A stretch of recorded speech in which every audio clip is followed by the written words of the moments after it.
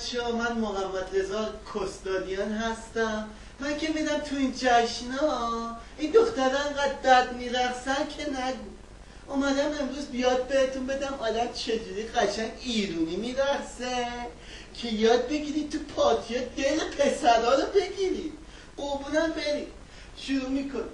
اول 1 2 1 2. حالا دو دستا بیا. 1 2 1 2.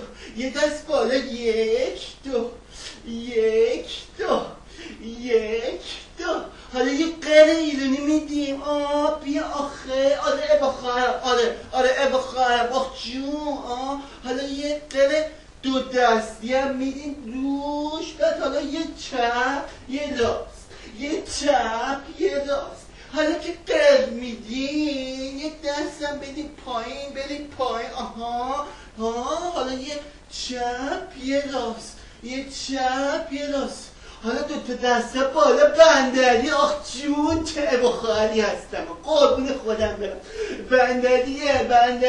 بندری. آخ جون چپ راست، چپ راست. آخ پدام بشین همه تو. آخ جون.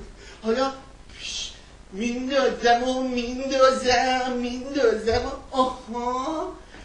ایشالله خوب یاد گرفتی. دفعه دیگه من لسن 2 بهتون میدم. امیدوارم این دفعه با این رقصه قشنگ من شما حال بکنید تو دیسکو. همه پسرها بیان دنبالتون. خداحافظ.